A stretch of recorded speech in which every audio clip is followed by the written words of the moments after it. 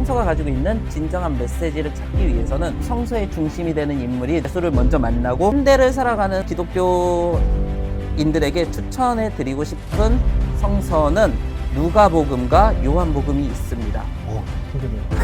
굉장히 힘들죠. 그래서 성서의 종교는 굉장히 힘든 종교입니다. 그런데 동시에 위로가 되는 종교라고도 생각합니다. 성경을 읽는 게 재밌어졌어요. 그리고 우리 성경을 읽어봐요.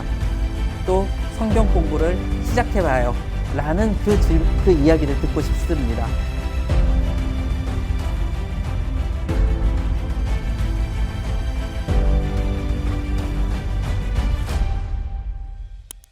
제목이 되게 직관적이더라고요. 네. 구약, 타나크, 신약, 마침내 성경.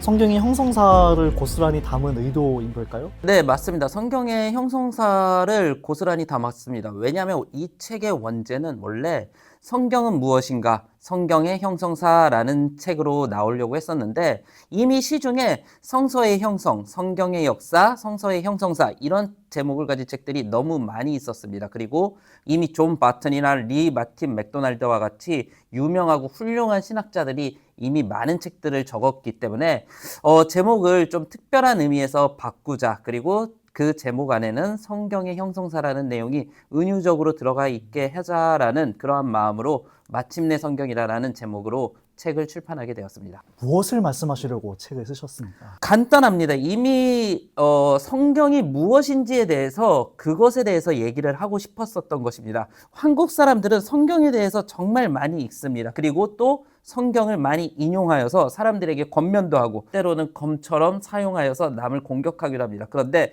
정작 성경이 어떻게 형성되었고 성경이 무엇인지를 모르고서 성경을 사용하고 성경을 읽는 모습에 있어서 개인적으로 안타까움을 느꼈고 그리고 그것이 성경의 올바른 메시지나 성경의 원 메시지에 접근하는 것을 막고 있다라는 생각을 했기 때문에 우선적으로 성경을 읽기 전에 성경이 무엇인가에 관련되어서 먼저 알아봐야 된다라는 취지로 이런 책을 썼습니다. 마치 우리가 옛날에 전자사전이나 아니면 컴퓨터를 샀을 때 매뉴얼 책이 있잖아요. 그 매뉴얼 책을 읽고 나서 거기에 있는 기능들을 익히고 나서 그런 다음에 그 제품들을 사용하는 것처럼 성경 역시도 마찬가지라고 생각합니다. 먼저 우선 성경이 가지고 있는 특성, 성경이 가지고 있는 역사에 대해서 간단하게 조망하고 그 뒤에 성경의 메시지에 들어가야 보다 더 성경이 가지고 있는 올바른 메시지를 잘 알아낼 수 있을 거라고 생각했습니다.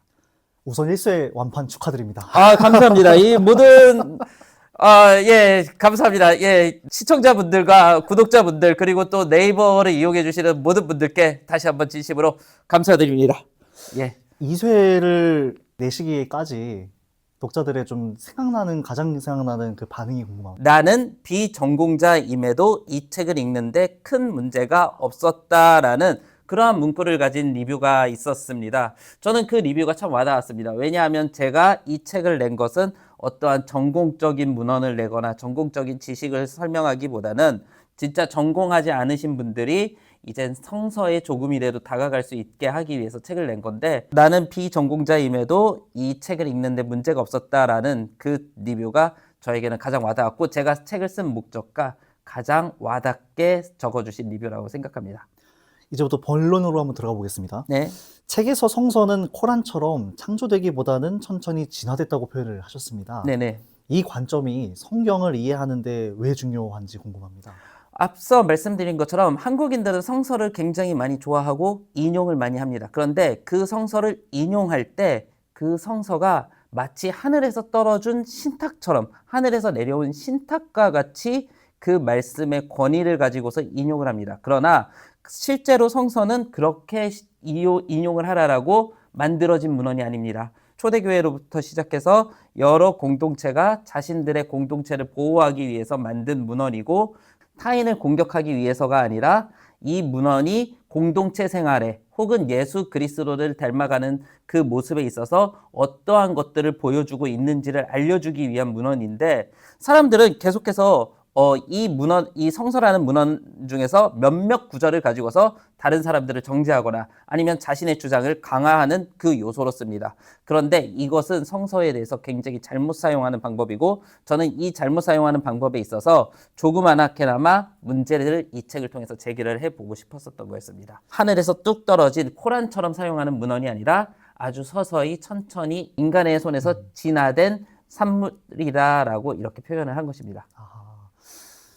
성서라고 하는 게 그 성서를 내 삶의 가르침, 혹은 그렇죠. 교훈, 네. 아니면 진리를 탐구하는 여정, 예. 이렇게 바라보는 편이 맞다고 보시는 것인지 궁금합니다. 저는 그렇게 바라보는 편이 맞다고 생각합니다. 네네. 조금 더 정확하게 말하면 공동체 네네. 안에서 그렇게 바라보거나 혹은 공동체적으로 바라보는 게 맞다라고 생각하는데 그것 또한 이미 시대착오적인 발상이라고 저는 생각합니다. 이미 이 시대는 개인적으로 개인화가 너무나도 잘 이루어져 있는 시대입니다. 그리고 반대로 공동체성은 약화가 되어 있고요. 그런데 몇몇 신학자들 같은 경우에는 공동체성이 기독교의 가장 큰 핵심이라고 생각하는데 저는 그렇다고 생각하지는 않습니다. 왜냐하면은 개인으로서의 삶을 충분히 영위하고 그리고 개인적인 삶 안에서 신앙에 찾는 구도자의 모습을 가진 사람들도 충분히 많이 있는 시대이기 때문에 현재로서의 성서는 이제 말 그대로 이제 아까 우리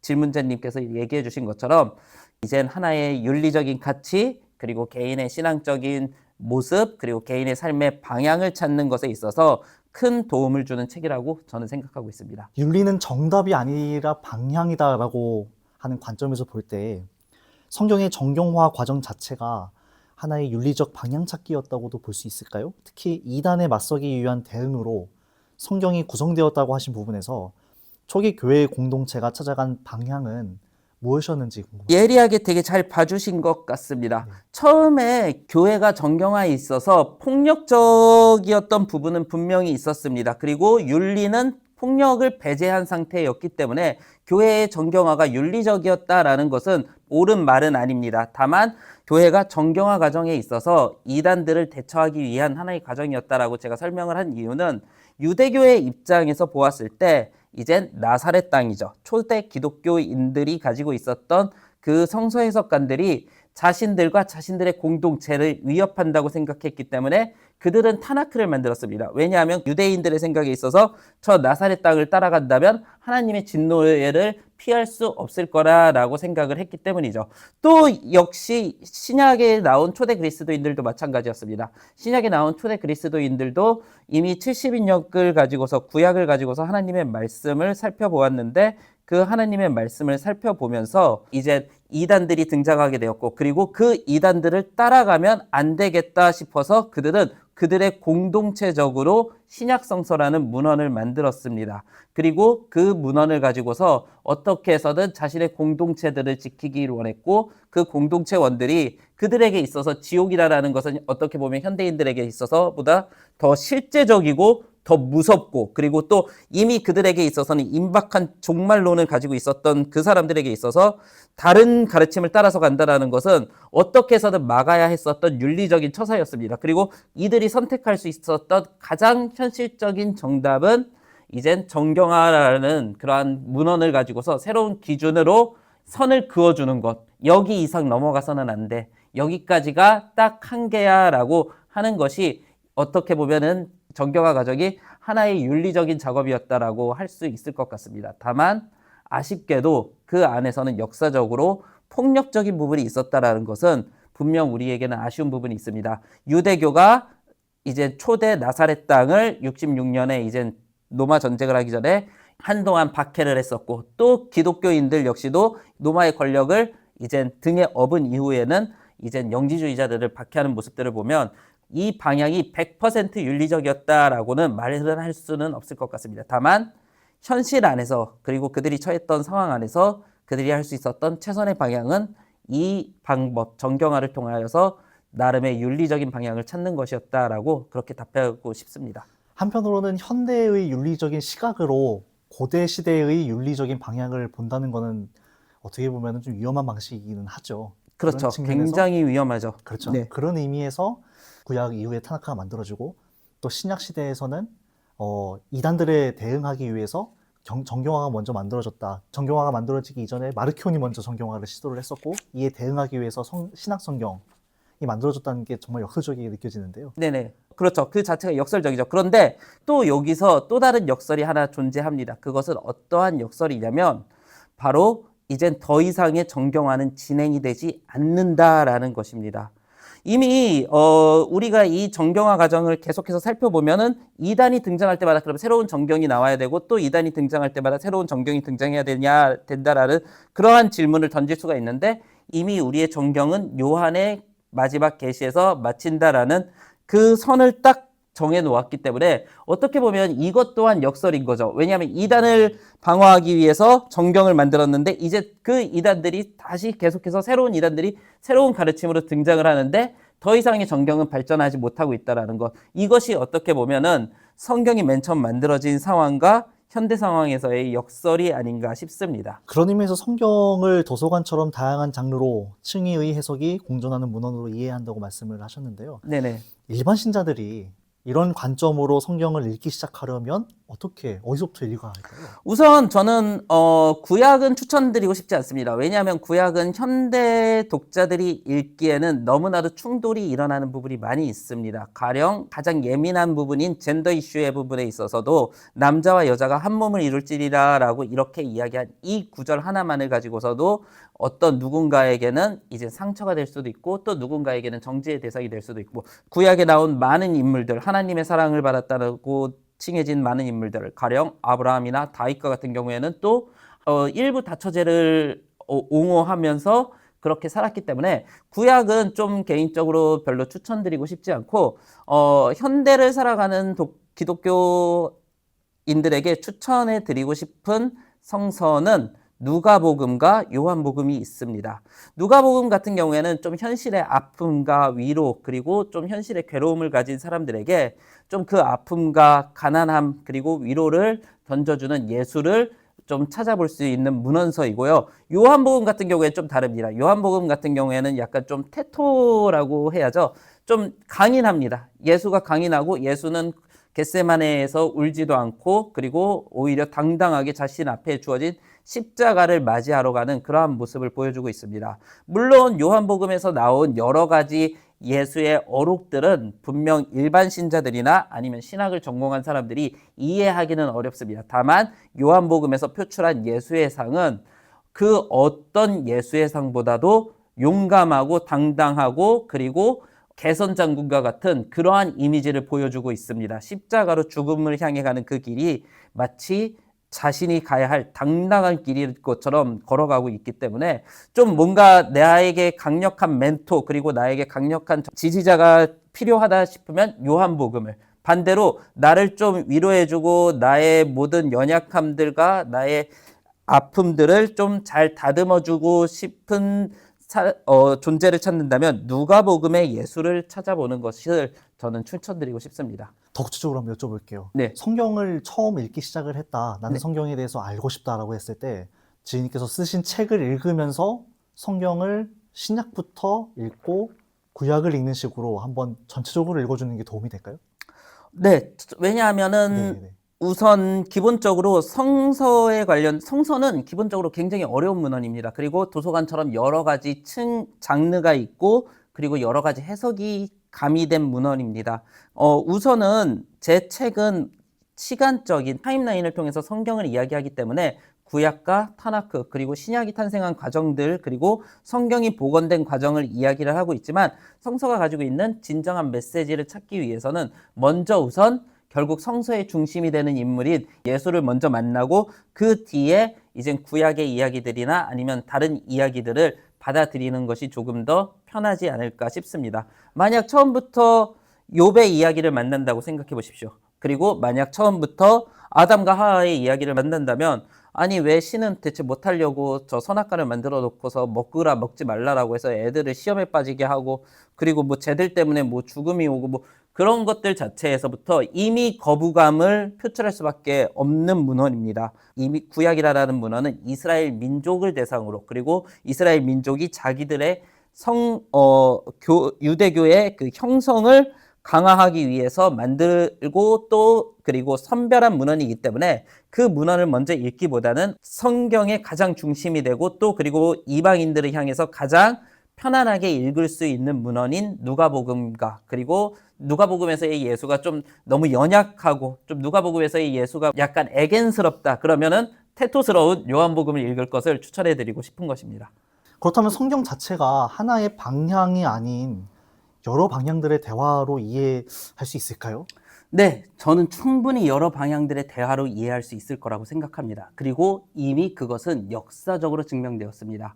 성경의 해석의 역사를 살펴보면 어떤 때에는 성경이 노예제를 옹호하는 그러한 문헌으로 사용되었습니다. 그리고 또 시간이 지났을 때는 성경은 노예제를 반대하는 문헌으로 사용되었습니다. 그리고 지금 현재 어떤 모 교단에서는 여자 목사 안수를 반대하는 성경 구절로 사용이 되기도 하고 있고 또 다른 교단에서는 여자 목사 안수를 찬성하는 구절로도 성경은 사용되고 있습니다. 그렇기 때문에 성경은 여러 방향으로도 해석이 가능하고 여러 윤리적인 층위로 해석을 할 수가 있습니다. 그것이 성경이 가진 역사입니다. 그리고 그것은 현재 시대에도 똑같다고 생각합니다. 왜냐하면 성경은 굉장히 다양한 이야기를 담고 있어요. 그리고 다양한 시대의 이야기를 담고 있고 그리고 우리가 살아가는 오늘날의 개인의 삶 역시도 모두가 다 다양합니다. 21세기 2025년 대한민국에서 기독교인으로서 살아가지만 어떤 누군가에게는 아까 제가 말씀드린 것처럼 누가복음의 예수가 필요할 수도 있고 어떤 누군가에게는 용기를 주는 요한복음의 예수가 필요할 수도 있고 어떤 누군가에게는 욥처럼 하나님을 대놓고 욕을 해야 되는 상황이 올 수도 있고 어떤 누군가는 이젠 다른 예수나 아니면 시편에 있는 다른 찬양이 필요한 것처럼 성경은 다양한 층위적으로 그리고 다양한 여러 방향들로 충분히 해석이 가능하다고 저는 생각합니다. 오늘날의 신자들은 이 여러 방향들 사이에서 어떻게 자신의 이 윤리적인 방향을 찾아야 될 수 있을지. 자신의 윤리적인 방향을 찾는 최후의 궁극점은 결국은 예수인 것입니다. 왜냐하면 기독교의 핵심은 결국은 예수의 죽음과 예수의 부활이라는 그것을 중심에 두고 마치 방사형 원형이 퍼져나가는 것처럼 이렇게 성경이 퍼져나가는 것이기 때문에 많은 사람들이 이제 기독교의 성서를 통해서 여러 가지 층이나 여러 가지 윤리를 가지고 올 때 그 마지막에 핵심에 이젠 정상에는 예수라는 존재가 있어야 되고 어떠한 모습이든 상관없이 그것이 결국은 물론 예수 역시도 성서에서 여러 가지 모습이 담겨져 있고 다양하게 표현되어 있지만 결국에는 예수의 모습을 닮아가는 것, 그것이 공동체적이건 혹은 개인적인 것과는 상관없이 예수의 모습을 닮아가는 것이 현대의 신자들이 성서를 읽으면서 가져야 하는 윤리적인 방향과 윤리적인 모색이라고 생각합니다. 복음서에서 이제 내 이웃을 내 몸처럼 사랑하라. 이것이 새 계명이다라고 말씀하셨고, 가장 약한 자에게 한 것이 곧 나에게 하는 것이다. 라고 하는 이 메시지 자체가 결국에는 예수를 닮아가는 삶, 결국엔 신자들이 궁극적으로 살아야 될 윤리적인 방향이 아닐까요? 그렇죠. 그 외에도 더 많은 것들이 있습니다.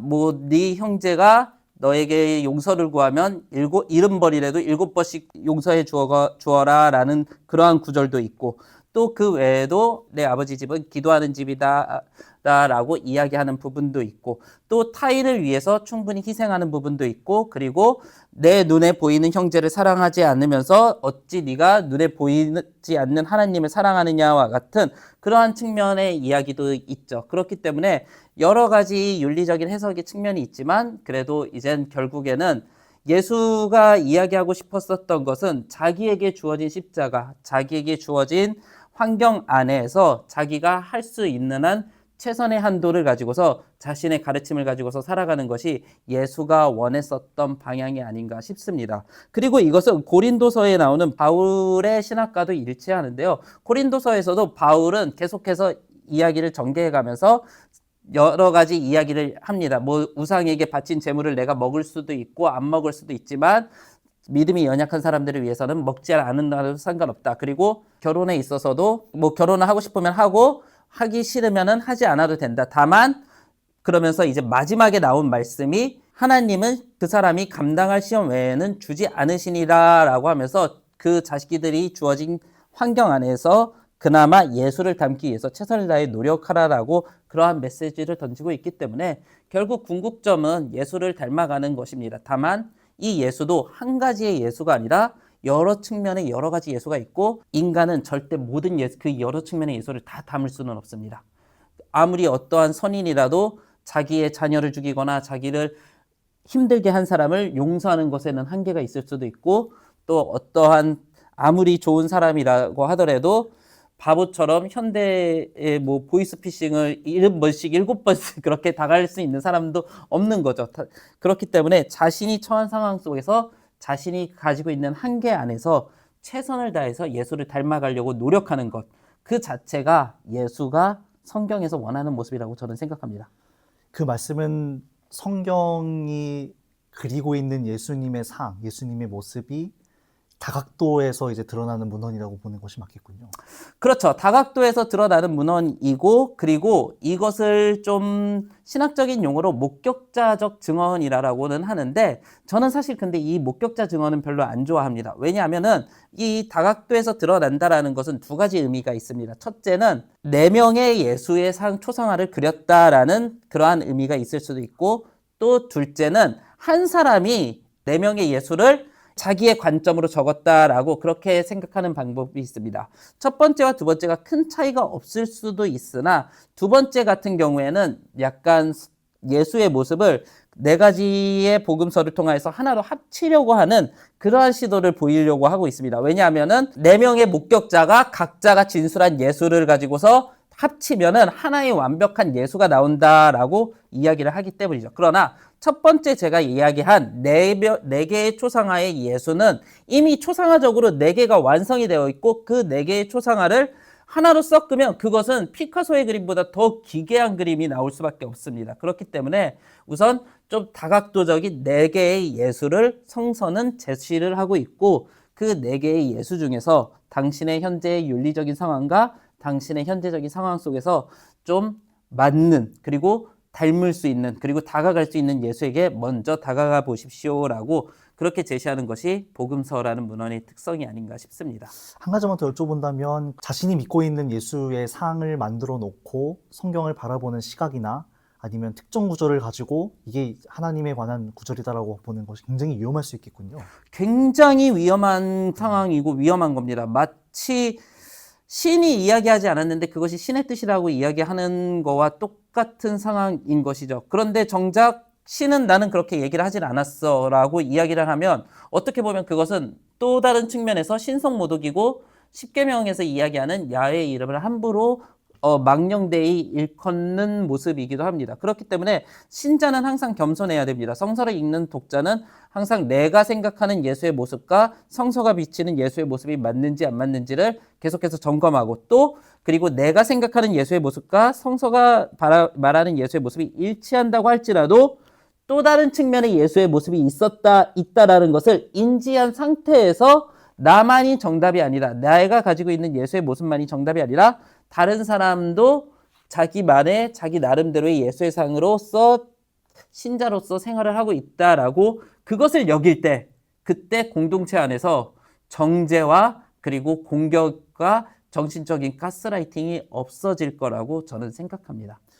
개인적으로 성경을 보고 해석을 한다면 그것을 검증할 방법이 있어야 되는데 혼자 성경을 본다면 검증이 불가능하지 않습니까? 분명 기독교 신학은 공동체적입니다. 제가 공동체를 강조할 수밖에 없는 것은 기독교 신학과 성서 자체가 공동체에서 형성되었기 때문에 이 공동체를 제가 떼어놓을 수 없는 거지 저는 충분히 공동체에서 떨어져서 그리고 개인적으로 신앙생활을 하시는 분들을 존중하고 또 그리고 그들이 그렇게밖에 신앙생활을 할 수밖에 없었던 것에 대해서도 충분한 이유가 있다라고 생각합니다.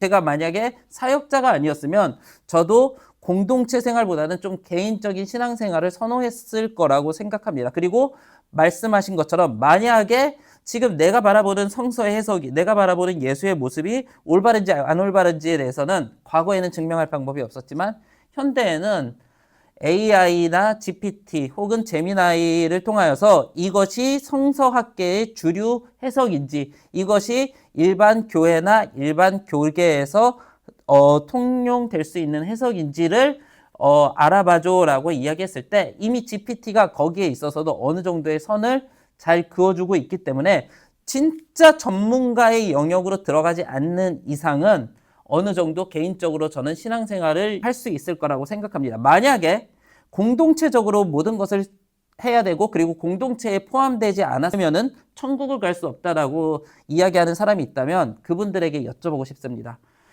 12선지서에 나오는 예언자들 같은 경우에는 다 공동체 생활을 안 했습니다.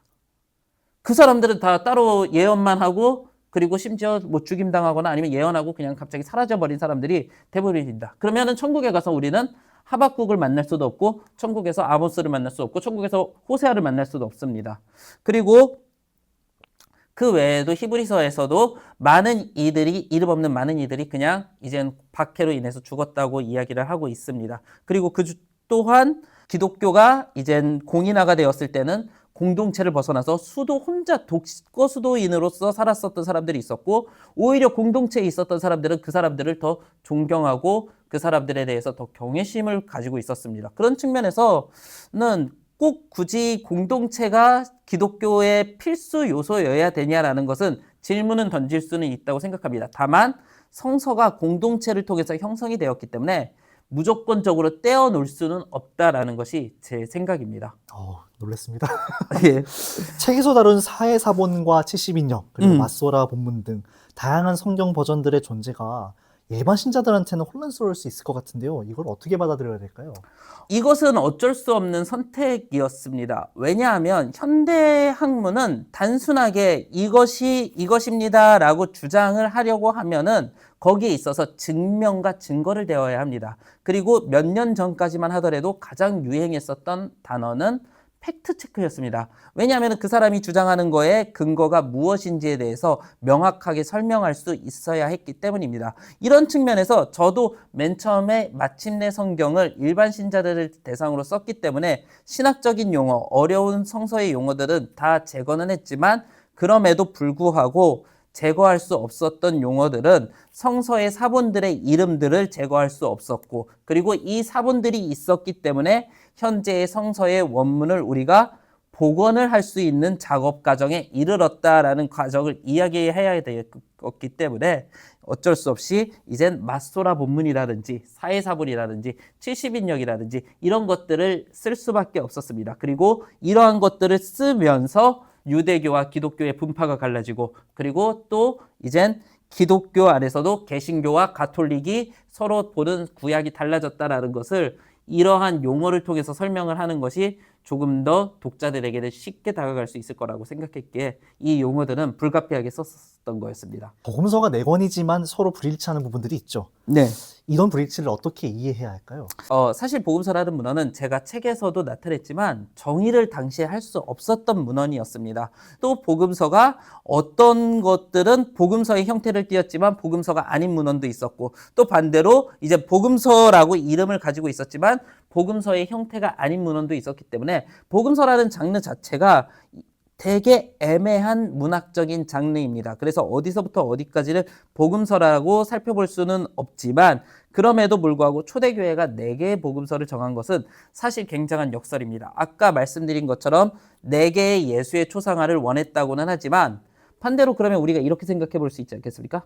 왜 5개는 안 되었을까? 3개는 안 되었을까? 차라리 3개로 하면은 삼위일체 복음서 이렇게 나올 수도 있었고 5개의 복음서, 6개의 복음서가 있었으면은 조금 더 풍성한 복음서들의 내용을 통해서 풍성한 예수의 상을 밝힐 수 있었을 텐데 왜 굳이 4개였을까라고 했을 때는 이게 저는 좀 복음서가 가진 역설이라고 생각합니다. 4개까지는 허용은 하지만 그 이상은 허용하지 않고 또 4개의 공동체에서 만들어진 복음서들을 통해서 4개의 예수의 상은 이야기는 하지만 다른 예수의 상을 허용하지 않았다는 것은 하나의 역설이라고 생각합니다. 그래서 저는 성서라는 문헌은 굉장히 역설적인 문헌이다라고 생각을 하고 있습니다. 성경 공부 모임이나 교회 소그룹을 통해서 이 책을 함께 읽는다면 어떤 방식으로 공부하면 좋을까요? 저는 이 책을 소그룹 모임이나 성경 공부용 책으로 만들지는 않았습니다. 소그룹 모임을 위한 토론에 대한 이야기들이나 아니면 소그룹 모임을 위한 제언 같은 것들을 이 책에 실어 놓았어야 됐을 텐데 제가 그 내용은 실어 놓지 않았습니다. 그러면 이 책을 어떻게 읽냐? 저는 이 책은 개인적으로 읽기를 권면을 드리고 싶고, 만약에 이 책을 개인적으로 읽기가 어렵다면은 이제 신학을 전공하신 분이 그냥 독서 모임으로 이제 강연처럼 설명을 해주는 것을 원하고 있습니다. 이 책은 그렇게 어려운 책이 아닙니다. 신학을 전공하신 분이라면 2번에서 3번 정도만 독파를 하면은 충분히 다른 사람들에게 이 책을 읽혀줄 수 있도록 독서 튜터로서, 멘토로서 이끌어갈 수 있는 게 만든 책이기 때문에 이 책을 뭐 따로 소그룹 모임이나 아니면 다른 뭐 이제 토론거리로서 이야기를 할 수 있는 책은 아닙니다. 다만 제가 이 책을 통해서 여러분들이 얻으실 수 있는 소그룹적인 제안이 있다면 한 가지가 있는데, 그것은 무엇이냐? 이 책을 읽기 전 복음서를 읽는 것과 그리고 이 책을 읽고 난 뒤에 복음서를 읽고 난 뒤의 생각을 서로 나눠 보신다면 이 책을 읽기 전과 이 책을 읽고 나서의 후가 좀 달라지지 않았을까, 달라졌을 것이라는 것을 좀 아마 인식하실 수 있을 것 같습니다. 뭐 마치 그냥 CF의 이제 명대사처럼 뭐 먹기 전과 먹기 후의 다름을 느끼실 것입니다라는 것처럼 책을 읽기 전과 책을 읽고 나서 성경을 읽고 나면은 분명히 다름을 느끼실 수 있을 거라고 저는 생각하고 있습니다.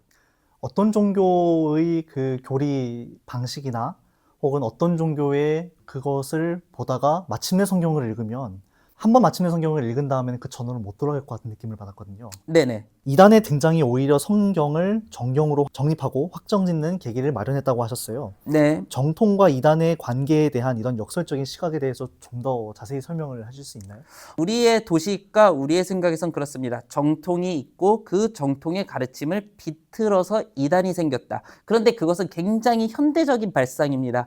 처음에는 정통이라는 종교는 어떻게 보면은 아직 정해지지 않고 그냥 여러 각 분파와 각 모임들이 있었습니다. 예를 들어서 우리가 신약 성경만 보더라도 이미 분파들이 많죠. 사두개파가 있고 바리새파가 있고 그리고 헤롯당이라는 데가 있고 그리고 이제 세례 요한과 그의 제자들이 있었고 사도행전에 가면은 이제 예수를 따르는 나사렛 땅이 있었습니다. 그리고 유대 종교에서는 각 분파들을 서로 이제 견제는 하고 이야기는 하였지만 그 누구를 보고서 이단이나 악마라고는 하진 않았습니다. 물론 바리새파 사람들은 예수의 치유 능력을 보고 당신이 귀신의 힘을 빌려서 치유를 했다라고 이야기를 하지만 이 복음서에 나온 바리새파 사람들의 모습은 70년 이후에 이제 바리새파 모습들이 좀 가미되어 있었고, 그리고 그 70년대에는 이미 유대교와 기독교가 갈라진 상황이어서 유대교가 기독교에 대해서 공격적인 자세를 취하는 모습이 보여지기는 하겠지만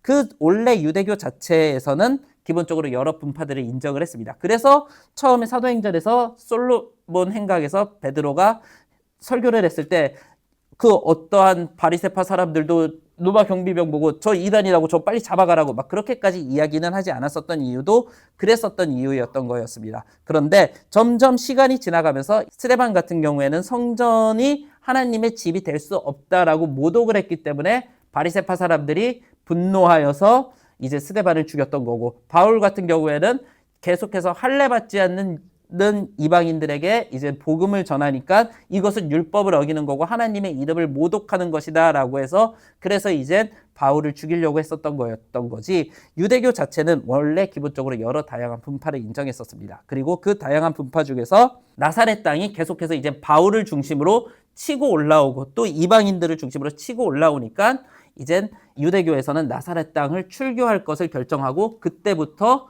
그들에게 딱 맞는 신앙인, 율법에 맞는 신앙인 타나크를 결정하게 됩니다.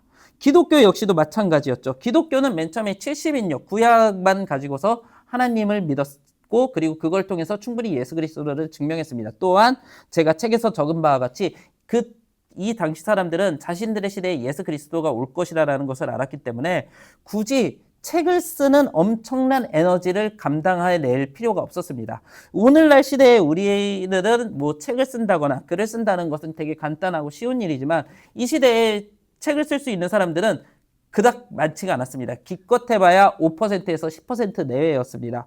그리고 그 5%에서 10% 내외의 사람들이 비싼 돈을 주고서 파피루스와 잉크를 구입해가지고 책과 편지를 쓴다는 것은 굉장히 소모적인 일이었습니다. 그럼에도 불구하고 이 사람들이 결국에는 신약 성경이라는 것을 썼던 것은 바울의 서신에서 보았을 때처럼 계속해서 이제 칼례를 받아야 된다. 그리고 또 새로운 가르침이 있다라고 해서 너희들 미혹하는 자들이 있다는 것을 내가 들었노라. 그래서 내가 이렇게 편지를 써노라라고 이렇게 이야기를 하는 것처럼 여기에 있어서도 계속해서 또 이제 기독교 안에서도 새로운 가르침, 새로운 분파들이 등장하고 더 이상 구약의 이야기들은 의미가 없다. 구약은 완전히 폐지가 되어야 한다는 마르시온과 같은 또 강력한 극단주의자들이 생겨났기에 이젠 복음서의 저자들은 아니다. 구약은 필요가 있다. 왜냐하면 구약의 모든 예언은 예수 그리스도로 완성이 되고 성취되었기 때문이다라고 해서 이제 마가복음을 필두로 해서 마태복음, 누가복음, 요한복음이 적혀졌고 그리고 그 복음서들마다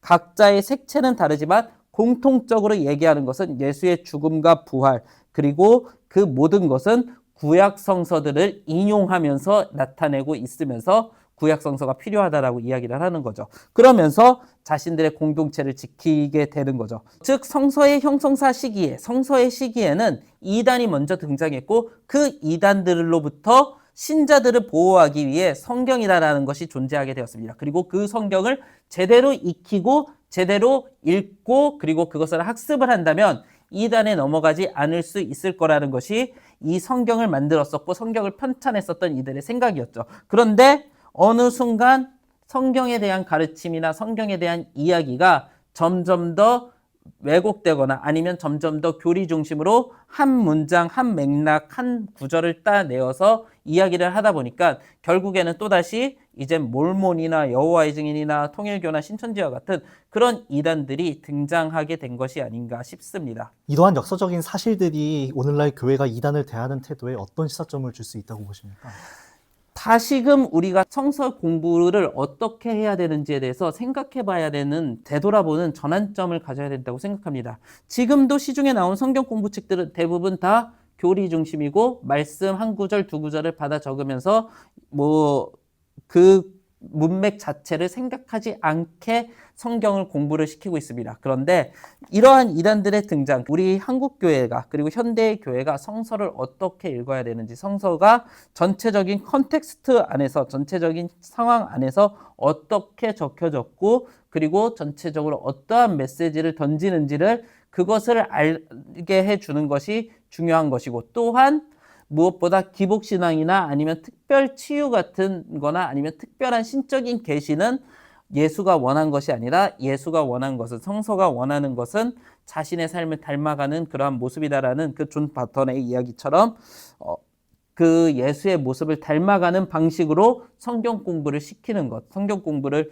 이수하게 하는 것, 그것들이 중요하다고 생각합니다. 현재 교회에서 가장 큰 문제 중에 하나는 성경 공부를 이수했냐, 이수하지 않았냐, 이 제자 교육을 받았냐, 받지 않았냐로 또 성도들 사이에서 급을 나누기 시작합니다. 그리고 그 급을 나누면서 자연스럽게 성경 공부를 한 사람들은 나는 성경에 대해서 이러한 지식이 있고 성경에 대해서 이러한 계시적인 비밀을 알고 있어라는 그러한 자만심이 들게 되고, 그러다 그 자만심이 어느 순간 종국에는 또 다른 자만심을 건드리고 또 다른 선악과를 먹게 하여서 신천지나 다른 계시의 종교로 빠지게 되는 모습을 보았을 때, 우리가 다시금 성경은 그렇게 뭔가 비밀스러운 계시나 비밀스러운 코드를 이야기하는 것이 아니라 예수의 삶과 예수의 삶을 닮아가는 모습들을 이야기하고, 그리고 그 삶을 닮아가기 위해서 그동안 믿음의 공동체가 어떻게 살아왔는지, 그리고 그 전후의 역사 과정을 알려주는 책이라고 생각하면 될 것 같습니다. 삼국지를 통해서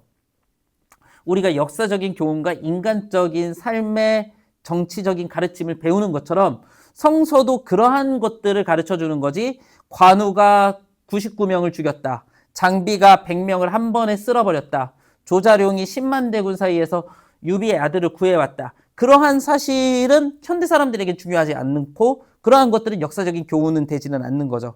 그것처럼 우리가 지금 성경을 읽는 방식을 조금 바꿔야 되지 않는가라는 게 저의 생각입니다. 좀 더 실천적인 삶. 음. 그 얘기를 다시 또 비틀어서 보자면 고달프지만 견디면서 성실하게 살아야 되는 삶 자체를 말하는 것 있지 않습니까? 그렇죠. 힘드네요. 굉장히 힘들죠. 그래서 성서의 종교는 굉장히 힘든 종교입니다. 그런데 동시에 위로가 되는 종교라고도 생각합니다. 왜냐하면 어차피 성서를 믿던 안 믿던 우리의 인생은 고통 가운데 있습니다. 그리고 그 고통 가운데서 불교는 그 고통에 있어서 해방을 하려면 모든 욕심을 버리고 모든 것에 있어서 그냥 이젠 해탈을 해라라고 이야기를 하고, 또 그냥 무신교 종교나 아니면은 그냥 일반적으로 그냥 살아가는 사람들은 그냥 오늘을 즐겨라. 진짜 카르페 디엠. 오늘 하루에 나의 행복과 쾌락에 만족해라 라고 이야기를 하는 사람들도 있는 반면에, 성서나 기독교는 또 다른 답을 제시를 하고 있는 거죠. 지금 너가 살고 힘들지만 너를 위로해주는 예수라는 존재가 있고, 그 예수라는 존재를 통해서 힘을 얻고 또 다른, 너도 누군가에게 또 다른 예수가 되어서 진짜 하나님이 원하는 하나님 나라를 만들어 보지 않을래? 라는 것을 성서는 제시하고 있고, 거기에 동의하는 사람들이 사실은 진짜 기독교인인 거죠. 교회라는 종교 생활을 통해서 살아가는 사람들이 아니라 내 삶을 통해서 내 주변을 하나님의 나라로, 그리고 또 다른 내가 예수로 살아가는 것, 그리고 그 예수로 살아가면서 누군가를 또 다른 예수로 변화시키는 데 도움을 주는 것. 그것이 저는 기독교가 진짜 고통 중인 삶 속에서 또 다른 행복을 찾는 방법이라고 생각하고 있습니다. 예수님과 함께 동행하면서 이 여정을 걷는다는 것이 때로는 위로가 되기도 하겠네요. 그것이 기독교가 주는 위로고, 그것이 기독교만이 주는 특별한 위로라는 것입니다. 어쩔 수 없이 저는 이제 기독교인이고 기독교 사역자이기 때문에 기독교가 진리라고 이야기는 하지만, 일반 현대인들의 그냥 입장에서 이야기를 할 때 진리라는 것이나 아니면 여러 가지 위로를 받을 수 있는 길이 참 많습니다. 그런데 기독교가 줄 수 있는 위로는 불교나 다른 것들에 비해서 이제 예수를 통한 위로, 그리고 예수와 함께 같이 동행하면서 살아가는 그 삶의 모습과 삶의 여정이, 그게 이제 기독교인들에게만 줄 수 있는 특권이고, 기독교가 가지고 있는 이 어려운 시절을 살아가는 사람들에게 주는 위로라고 생각합니다.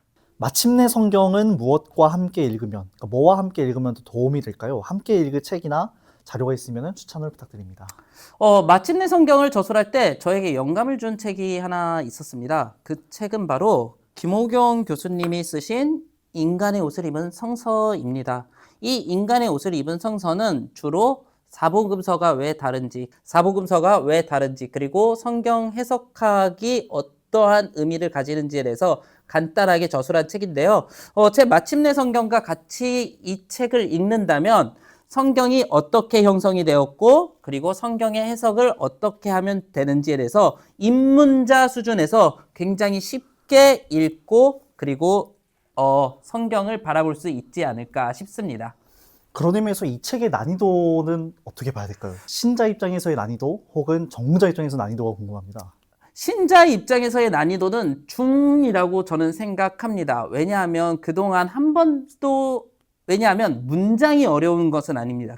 그런데 한 번도 생각해보지 않은 개념을 이야기하기 때문에 신학을 비전공하신 분들의 입장에서는 난이도는 중 정도 될 거라고 생각합니다. 반대로 전공자분들의 입장에서는 난이도는 하라고 생각합니다. 왜냐하면 이미 그동안 이분들이 신학을 전공을 했을 때 성실했던 불성실했던 어쨌든 강의실에서 들었었던 맞소라 사본이라든지 70인역이라든지 아니면 사회사본이라든지 아니면은 이젠 NA판이나 UBS판과 같은 그러한 판들에 대해서 아주 간단하게, 그리고 굉장히 쉬운 설명을 하고 있기 때문에 신학을 전공하신 분들의 입장에서는 난이도는 굉장히 쉬울 거라고 생각합니다. 그런데 이젠 앞서 말씀드렸던 것처럼 이젠 신학을 비전공하신 분들에게는 조금 생소한 개념. 왜냐하면 그 누구도 한 번도 생각해보지 않았잖아요. 성서가 어떻게 탄생이 되었는가. 그리고 설령 교회에서는 성경이 탄생이 되었다라고 이야기할 때 보통의 책에서는 이렇게 얘기하죠. 수십 명의 저자가 수천 년간의 역사를 통하여서 한 번에 단 하나의 완성된 글을 적었다라고 이야기를 하는데, 사실은 그렇기보다는 굉장히 이 안에는 정치적인 이야기, 그리고 사람 냄새 나는 이야기가 숨겨져 있다라는 그 개념을 한 번도 생각해보지 않았기 때문에 조금은 일반 신자 입장에서는 중이라고 생각합니다. 책을 출간하신 후에 페이스북에 올리신 글을 제가 감명 있게 읽었는데요. 네. 와신 상담이 떠올랐습니다. 이 와신 상담이란 측면에서 마침내 성경과 그리고 성경 자체가 선생님께 준 그 의미가 무엇인지 궁금합니다. 마침내 성경이 준 의미는 제가 믿고 그리고 제가 올바르다고 생각하면서 걸어온 길이 틀리지 않았다라는 것을 저에게 한번 증명해주는 증명서와도 같았었던 책이었던 것 같습니다.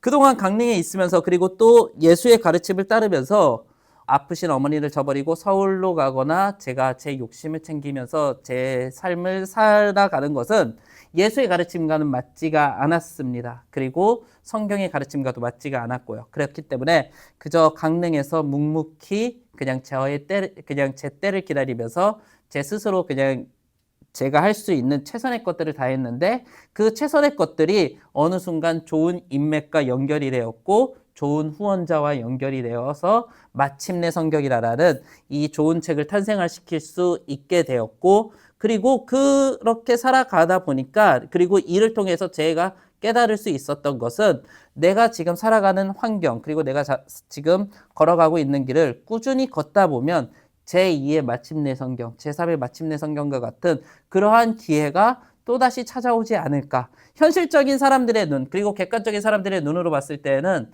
이것은 답이 없어. 기독교의 탈출은 지능순이야. 그리고 신학을 탈출해야 돼. 목회자는 더 이상 답이 없어. 라고 이야기는 하는 것이 현실적인 사람들이 이제 내놓은 데이터입니다. 그런데 그거와 다르게 성경은 언제나 그것을 역전하는 역전의 드라마가 펼쳐져 있고 그리고 그 역전의 드라마를 따르고 그 역전의 드라마의 길에서 꿋꿋이 길을 걸어가다 보면은 지금처럼 와신상담이라는 그 단어처럼 마침내 성경을 만들 수 있고 또 제2, 제3의 마침내 성경을 만들 수 있지 않을까 싶습니다.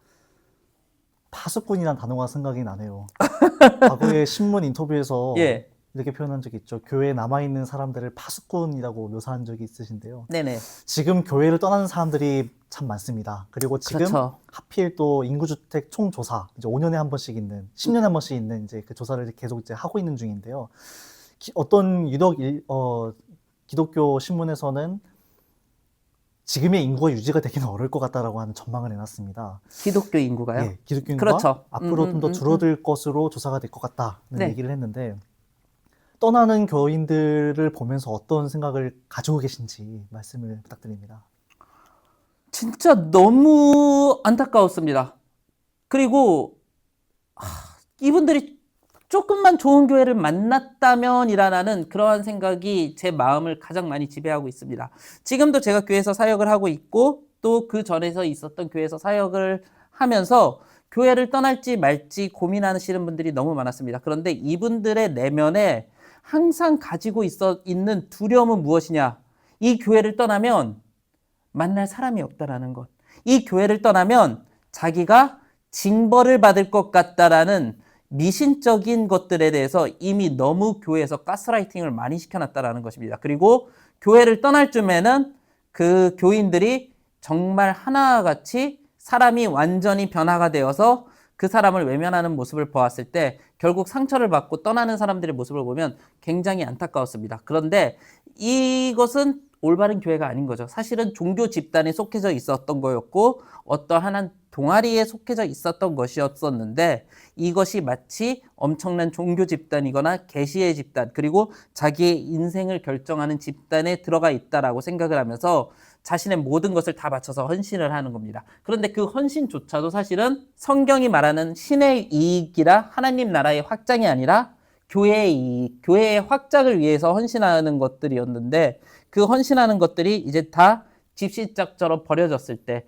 그리고 그것을 느낀 사람들의 모습을 봤을 때는 굉장히 안타까움과 그리고 좀 도움을 주고 싶었던 마음이 많았습니다. 그런데 이 제도적 교회가 가진 한계성 때문에 큰 도움을 줄 수는 없었습니다. 다만 교회를 떠나신 분들에게 드릴 수 있는 말씀은 앞서서 저희가 했었던 그 이야기처럼 교회는 분명히 공동체적입니다. 그리고 그렇지만 공동체가 아니어도 하나님을 만날 수 있고 공동체가 아니어도 그리고 신적인 계시를 찾는다면 분명히 성서에 나온 하나님이라면 응답을 해 주실 거라고 저는 생각하고 있습니다.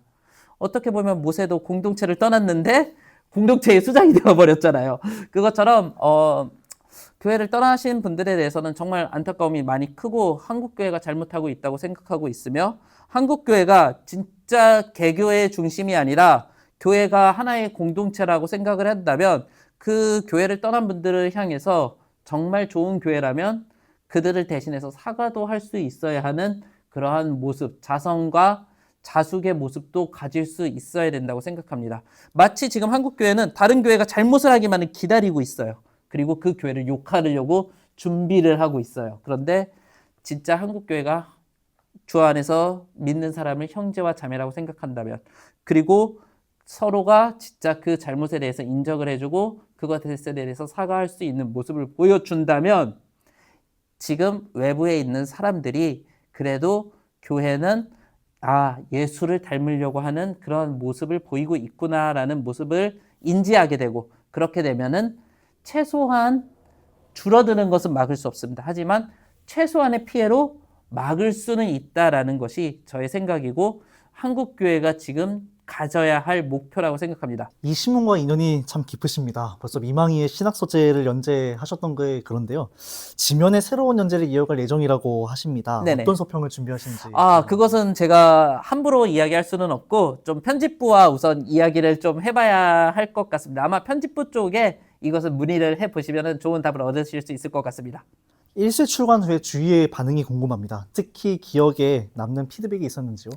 1세 반응 후에는 주변에서 작가님이라고 많이 놀리고 있습니다. 그런데 이게 특히 뭐 대박 작가님, 대작 작가님, 1세가 품절이 되었다고 대작 작가님이라고 하고 있는데, 이게 자꾸 너무 많이 그렇게 얘기하시면 약간 비꼬는 것 같다라는 느낌이 들어가지고, 그만 놀리라고는 제가 얘기를 하는데, 우선 좀 그래도 이 강릉에 있는 5년 동안 아무것도 이룩하지 못한 게 아니라 그래도 책이라는 눈에 보이는 가시적인 출판물을 만들었다라는 거에 있어서 제 스스로에게 좀 자신감을 얻을 수 있었던 것 같았고, 그리고 이제 좀 주변에서의 피드백 또한 강릉에서 얘가 놀고 있었던 것이 아니었다. 강릉에서 그냥 지 엄마만 보살피고서 그냥 교회 생활을 하고 있었던 게 아니라 그래도 나름 뭔가의 생산적인 일을 했었구나라고 주변 사람들이 오히려 좀 저를 더 많이 인정해주는 계기가 되었던 것 같습니다. 그래서 이 마침내 성경은 어떻게 보면 제가 그렇게도 표현을 했었는데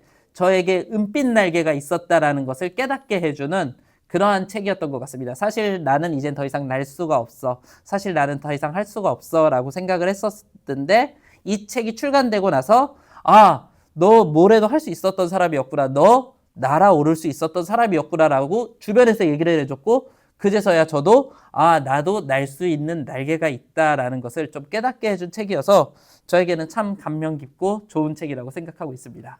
두 번째 은빛 날개는 어떠십니까? 차기작 고려하시는 중이시죠? 이거는 출판사 대표님하고 이야기를 해야 될 문제라고 생각합니다. 다만 이 아이디어를 누군가 쓸 것 같아서 여기서 미리 공개를 하도록 하겠습니다. 누군가가 분명히 이 아이디어를 쓸 수도 있을 것 같은데, 우선 첫 번째 저의 목표는 이 마침내 성경에 있어서 동영상 강의를 만드는 게 저의 첫 번째 지금의 최고의 목표입니다. 왜냐하면 몇몇 이젠 개인적으로 읽으시는 분들 중에서는 조금 더 보충 설명이 필요하다, 조금 더 좀 동영상 강의가 첨부되었으면 좋겠다라고 생각이 들어서 한 10분 내외로 각 챕터별로 이젠 강의 영상을 만들고는 있습니다. 그리고 그 강의 영상이 이 책에 제대로 실리었을 때가 이젠 2판이 되는 거죠. 그렇게 해서 2판을 내는 것이 우선 첫 번째 목표이고, 그 2판을 내기 전까지는 차기작에 대한 생각은 없습니다. 다만 차기작으로 구상하고 있는 것은 우리 출판사 대표님이 굉장히 땡겨하실 것 같아서 지금 말씀드리는 건데, 제목은 GPT가 없어도 되는 성경입니다. 왜냐하면은 우리가 성경을 볼 때 모르는 부분이나 아니면 성경에 있어서 약간 좀 족보나 아니면은 좀 애매한 부분들은 좀 정리가 되어 있으면 참 좋겠다라는 그러한 생각을 많이들 하실 것 같아요. 성경을 읽으시면서 족보 같은 경우, 그리고 아니면은 뭐 타임라인 같은 경우, 그리고 왕들의 이야기 같은 경우 좀 한눈에 보기 좀 편하게 좀 정리가 되어 있으면 참 좋겠다라는 생각을 많이 하는데, 이럴 때 우리가 좀 GPT를 많이 사용하거든요. 그래서 저도 GPT를 통해서 성경에 한번 타임라인을 좀 정리를 하고, 그 타임라인 가운데에서 좀 잘못된 부분은 제가 좀 수정을 해주면서 좀 GPT가 필요 없는 성경, 마침내 성경 다음에는 GPT 없어도 되는 성경, 요걸로 한번 좀 차기작을 만들어 보고를 싶은데, 우선 첫 번째 목표인 마침내 성경에 마침표를 먼저 찍고서 그 차기작은 준비해 보도록 하겠습니다. 좋습니다. 자, 이제 끝으로 향하고 있는데요. 이제 네. 독자들에게 전하는 메시지라는 큰 코너 안에서 이제 질문들을 이어가겠습니다. 네, 서평에서, 이건 신문의 서평이죠. 네. 성경이 필요 없는 시대에 왜 오늘 우리가 이것을 읽어야 하는가에 대한 질문에 대해서는, 이 평가에 대해서는 어떻게 생각을 하십니까?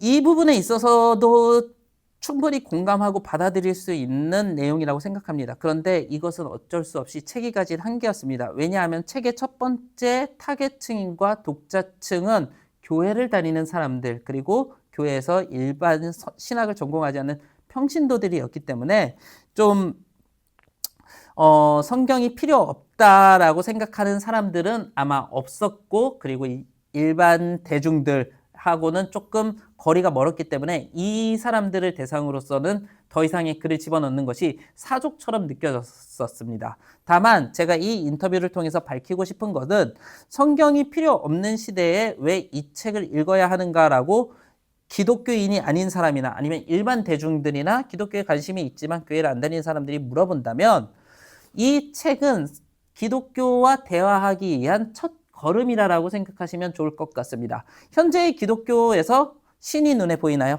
신은 눈에 보이지 않습니다. 그렇다고 예수가 존재하나요? 예수도 존재하지 않습니다. 현재 기독교에서 대화를 할 수 있는 매개체는 성경뿐이고, 그렇다면 이 성경이 어떻게 형성되었고 이 성경이 무슨 책인지를 알려주는 이 마침내 성경이라는 책은 어떻게 보면 기독교인과 내가 대화할 수 있는 대화의 장으로 이끌어가는 첫 번째 초대장이고, 반대로 일반 평신도들 역시도 이 책을 통하여서 성경은 이런 책이야, 그리고 너가 교회를 다니든지 안 다니든지 성경은 한번 읽어보길 바래, 이 책을 통해서 성경을 한번 읽어보길 바래 라고 해서 그 사람이 성경을 읽었다면, 그 사람이 성경을 읽는다면 그때부터 이제 그 사람에 대한 전도나 아니면 그 사람에 대해서 그 사람이 찾는 기독교의 윤리의 방향에 대해서 같이 고민해 줄 수 있는 또 다른 작은 예수가 되지 않을까라는 생각을 하고 있습니다.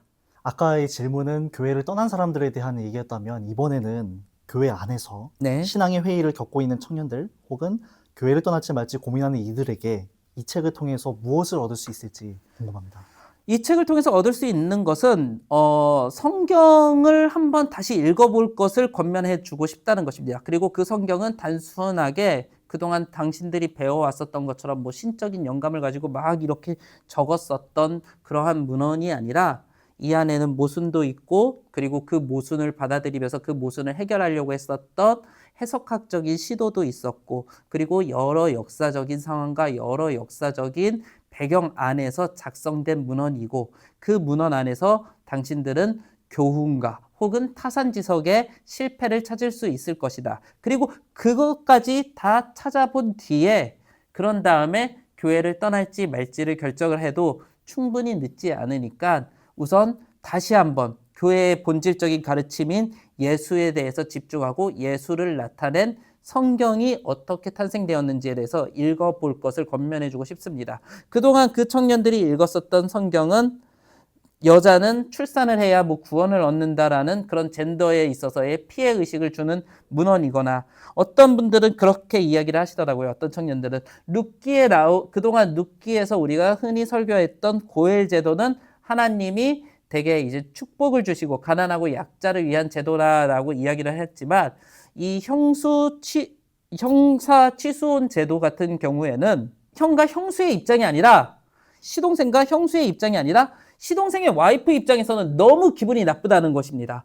그리고 그것이 어떻게 하나님의 은혜되는 제도냐라고 그렇게 청년들은 질문을 할 수도 있습니다. 그런 측면에서 이것이 성경이 절대적인 계시거나 절대적인 뭐 메시지가 아니라 하나의 역사와 상황과 환경을 통해서 나온 메시지라는 것을 인식하고 인지하였을 때, 그리고 성경의 최종 목표가 제가 계속해서 말씀드린 것처럼 작은 예수로 살아가는 것을 목적으로 하였다고 하였을 때는 성경을 다시 읽어보고 그러고서 교회를 떠날지 말지, 그리고 교회를 떠난다고 하더라도 당신이 작은 예수로 살아가는 데 있어서는 그것이 문제는 될 수는 있으나 큰 문제까지는 되지 않는다라고 이야기를 전해주고 싶습니다.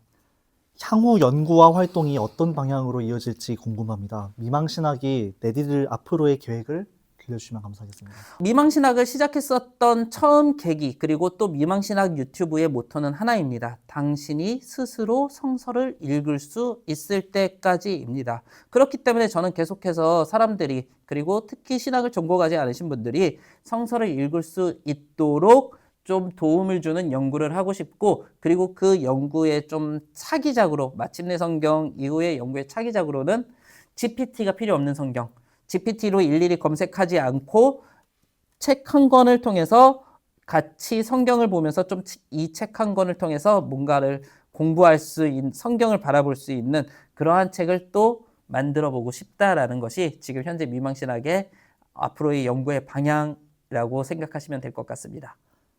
이제 마지막 질문입니다. 네. 이 책을, 그러니까 마침내 성경을 읽기 전과 읽은 후에 독자들이 어떻게 달라지기를 바라시는지 궁금합니다. 마침내 성경을 읽기 전에 독자들과 마침내 성경을 읽고 나서의 독자들이 어떻게 달라졌으면 좋겠냐라고 했을 때는 제 입장에서는 듣고 싶은 말은 딱 하나입니다. 성경을 읽는 게 재밌어졌어요. 그리고 우리 성경을 읽어봐요. 또 성경 공부를 시작해봐요. 라는 그 이야기를 듣고 싶습니다. 왜냐하면 성경이라는 것은 너무 딱딱한 문헌입니다. 그리고 성경 공부, 제자 교육이라는 것 역시도 맨날 교리 문답집처럼 뭐 성경 구절 찾아서 적고, 그리고 자기가 내비치고 싶지 않는 아픔을 억지로 내비치게 하려고 하는 그러한 시도들이 있는 공부들이 굉장히 많습니다. 그런데 그런 것이 아니라 그냥 성경의 스토리를 이해하면서 왜 이 공동체는 이런 것들을 생각을 했지? 왜 이 복음서에서는 이 이야기가 나왔지? 재밌는데 조금 더 연구를 해봐요 라고 하면서 마치 제가 삼국지를 좋아하는데 삼국지의 이야기 자체에 흥미를 느끼고 거기서 교훈을 찾으려고 하는 것처럼 성경에서도 그냥 뭐 하나의 스토리가 중심이 아니라 그 안에서 교훈과 메시지를 찾으려고 하는 그러한 모습이 이 책을 읽고 나서 독자들이 저에게 주면 가장 좋은 피드백일 것 같습니다. 그래서 이 책을 읽고 나서 성경을 읽어보시기 바랍니다. 그러면 여러분들이 성경을 바라보시는 눈, 그리고 성경 안에서 여러분들에게 좀 걸렸었던 꺼림칙한 모순들이나 이해가 안 됐었던 시대적 상황들을 충분히 이해하시면서 성경이 가지고 있는 주요한 메시지들을 여러분들은 살펴볼 수 있지 않을까 싶습니다. 와, 진짜 오랜 시간 이렇게 인터뷰 해주셨는데요. 정말 긴 시간 동안 고생 많으셨습니다. 아닙니다. 긴 시간 동안 인터뷰를 진행해 주셔서 네네. 오히려 감사합니다. 네, 18개. 보통은 신문에는 18개에서, 그쵸, 18개에서